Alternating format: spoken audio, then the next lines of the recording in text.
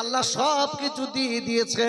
আমি আপনাদের কাছে বলবো, কোন ছেলে পরীক্ষায় বসার আগে যদি উত্তর তার কাছে এসে যায়, প্রশ্ন এসে গেছে খাতে, সাথে সাথে উত্তরটা তৈরি হয়ে গেল, ওরে আমার আব্বুরে, যদি কোনো ছেলে পরীক্ষার রুমে যাওয়ার আগে ও যদি প্রশ্ন খাতে পেয়ে যায়, তার আগে তার উত্তর দেওয়াটা সহজ হয়ে যাবে।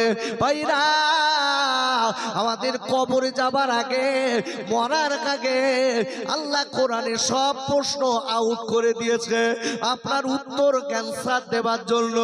যদি কোনো পাল্লা যদি আপনার মৃত্যুর পরে জবাব না দিতে পারে, একটা বার বলুন, আপনার আমার আল্লাহর কোনো দোষ নেই, আপনার আমার দোষ। প্রশ্ন হয়েছে, উত্তর আউট করা হয়ে গেছে, কোথায়? কোরআনে। যেটা বলুন সুবহানাল্লাহ। মৃত্যুর পর থেকে যতটা প্রশ্ন হবে সব প্রশ্ন উত্তর করে দিয়েছে আল্লাহ দুনিয়ায়, কোরআনের ভিতরে। যেটা বলুন সুবহানাল্লাহ। তাহলে এই উত্তর যদি আমাদের জানা থাকে, তাহলে আমাদের কি উত্তর দেওয়া সহজ হবে না কঠিন হবে? কঠিন হবে? আরে কথা বলেন, কঠিন হবে? সহজ হবে। আব্বুরে, কোরআন শরীফের আপনার 21 পারা সূরাতুল আপনার কোরআন শরীফের 20 পারা সূরা আন-নামালের 75 নম্বর আয়াতে আল্লাহ বললেন, ওয়া মা মিন গায়িবাতিন ফিস সামাই ওয়াল আরদি ইল্লা ফি কিতাবিম মুবিন। আর একবার চিল্লায় জোরে বলেন আল্লাহু আকবার। আর আল্লাহ বললেন, ও পৃথিবীর মানুষকেরা মনে রেখে দিও, গোটা পৃথিবীর ভিতরে যা কিছু আছে আমি আল্লাহ এই কোরআনে দিয়ে দিলাম। তাহলে আর মৃত্যুর পরে যত ঘাঁটি আছে, এর থেকে বাঁচা যাবে না? যাবে না? আরে কথা বলেন, যাবে না? যাবে না? উত্তর তো আমাদের কাছে, আল্লাহ সব দিয়ে দিয়েছে।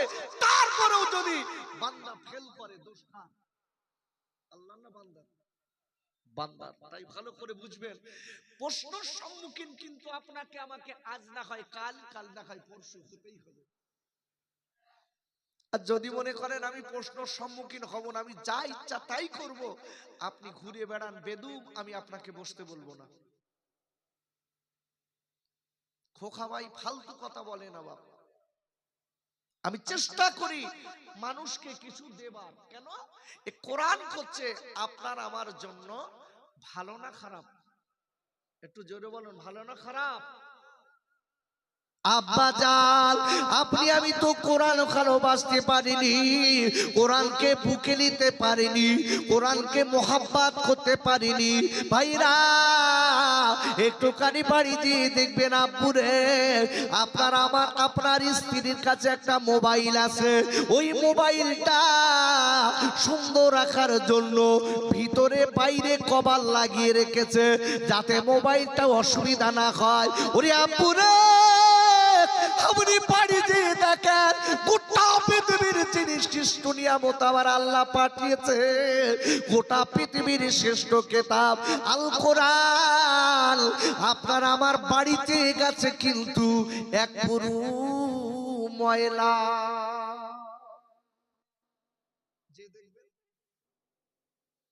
যে দেখবে, আমি কিন্তু আপনাকে ভুল কথা ডিসিশন দিচ্ছি, একটু যেয়ে দেখেন যে মোবাইলটা আপনার স্ত্রী ব্যবহার করে, ওই মোবাইলের ভিতর বাইরে চকচকানা রাখতে যেয়ে দুটো কভার লাগিয়েছে। আপনি কোরআনটা দেখে দেন, বাড়ি যেয়ে দেখবেন এক পুরো ময়লা পড়ে গেছে। বাপ, ওতে কত বছর হাত দেয় না তা আল্লাহই জানে।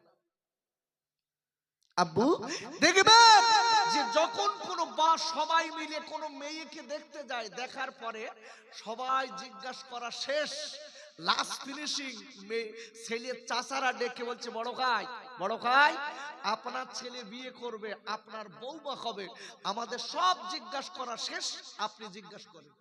বলে না? আরে কথা বলেন, বলে না? এখন বড় ভাই ছেলের বৌমা, ছেলের বিয়ের সঙ্গে মেয়েটার বিয়ে হবে, বৌমা হবে। এখন বড় ভাই জিজ্ঞাসা করছে বৌমা, জিজ্ঞাসা করছে মা, ও মা, মা তোমার একটা কথা জিজ্ঞাসা করবো মা। মেয়েটা এক কথাই বলছে বলুন। বলছে মা তুমি কি কোরআন শরীফ জানো? মেয়েটা এক কথায় মাথাটা নেড়ে বলছে আব্বু আমি একবার দুবার না 20 বার খতম করিস। যাই বলেছে এই বয়স্ক ব্যক্তিটা সব ভুলে দিয়ে মেয়েটার 20 বার খতম করা শুনে এক কথায় ডেকে বলছে আমি এই মেয়েটার ছেলের বৌমা করব। জোরে বলুন। কেন বলেন দিন? ওর পেটে কোরআন আছে। সেই বৌমা বাড়িতে চলে এসেছে, 20 বছর হয়ে গেছে এখনো পর্যন্ত কোরআনে হাত দেয়নি।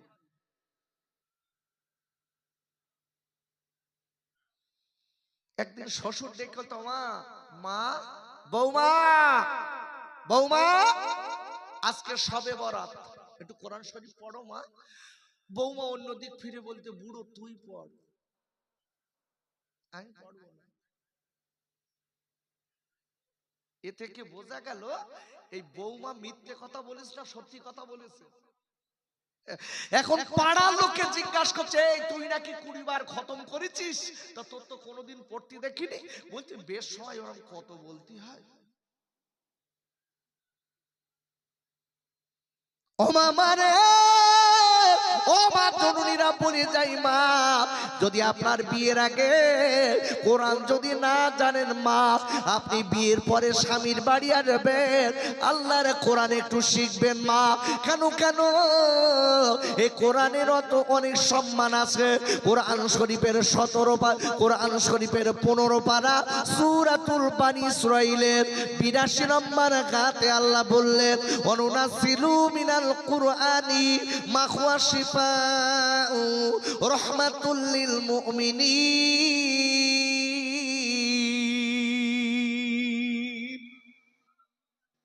একটু জোরে বলা গেল না সুবহানাল্লাহ? কিছু কিছু লোক সুবহানাল্লাহ বলতে যে বা বলবে না, বলতে হুজুর একা বলুন, আমি বলবো সুবহানাল্লাহ বললে লাভ না লস? একটু জোরে বলুন কতটা লাভ জানেন? কতটা লাভ হাদিসটা বলে দেই।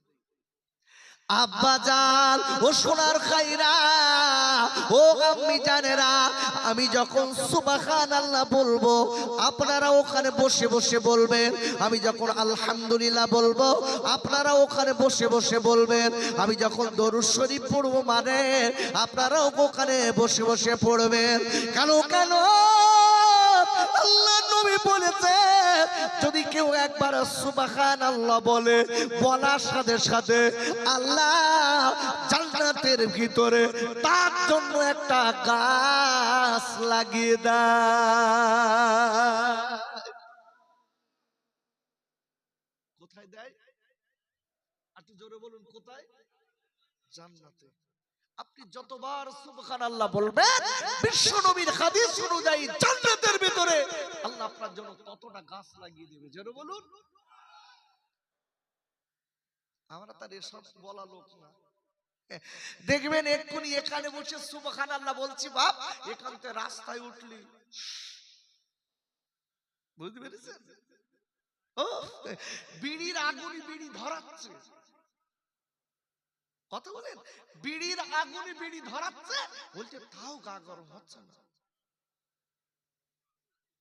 কি সর্বনাশ!